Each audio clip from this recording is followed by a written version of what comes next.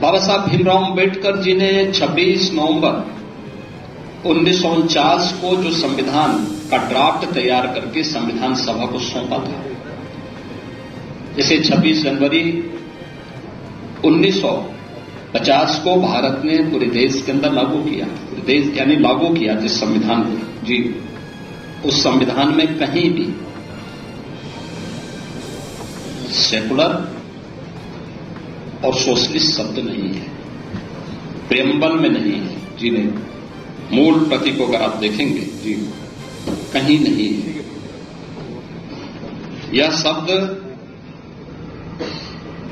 ये दोनों शब्द भारत की संविधान की मूल आत्मा पर प्रहार करते हुए कांग्रेस ने तब डाला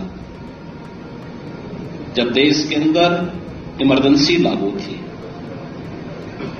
संविधान का गला घोंट करके जो शब्द डाले गए हैं वो भारत की संविधान की आत्मा कैसे। भारतीय संविधान की प्रस्तावना से सेक्युलर शब्द हटाने की मांग कई कट्टरपंथी और ब्राह्मणवादी करते रहते हैं, जो कि प्रस्तावना जिसे संविधान की आत्मा कहा जाता है और भारतीय संविधान के मूल ढांचे का अभिन्न है।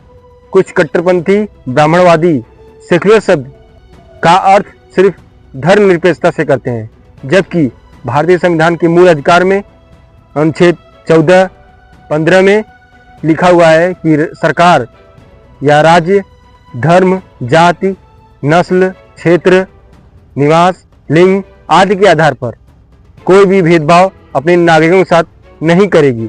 अर्थात भारतीय संविधान के अनुसार सेक्युलर का अर्थ सिर्फ धर्मनिरपेक्षता न होकर जाति निरपेक्षता, लिंग निरपेक्षता, क्षेत्र निरपेक्षता, निवास निरपेक्षता आदि भी है। कुछ ब्राह्मणवादी और उनके नेता भारतीय संविधान की प्रस्तावना से सेक्युलर शब्द हटाकर कुछ हासिल भी नहीं कर सकते, क्योंकि इस पर बीएचयू में भारतीय संविधान के निर्माता परम पूज्य बाबा साहब अम्बेडकर से एक इंटरव्यू में सवाल पूछे जाने पर कि क्या भारतीय संविधान एक सेक्युलर राष्ट्र बना पाएगा, तो बाबा साहब अम्बेडकर ने कहा था कि भले ही प्रस्तावना में सेक्युलर शब्द न जोड़ा गया है, लेकिन भारतीय संविधान के कई अनुच्छेद ऐसे हैं जो राज्य और सरकारों को सेक्युलर नीतियां अपनाने के लिए बाध्य करती हैं।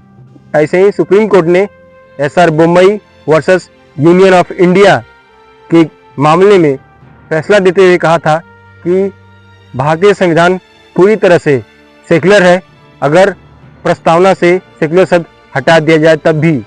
खासकर भारतीय संविधान का अनुच्छेद 14, 15, 25, 26, 27, 28 ये 6 अनुच्छेद इतने ताकतवर हैं कि किसी भी राज्य और सरकार को सेक्युलर से अलग कोई भी नीति अपनाने से रोक देते हैं।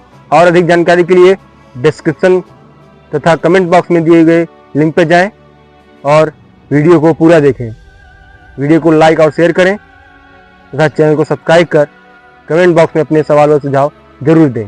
जय भीम, जय संविधान।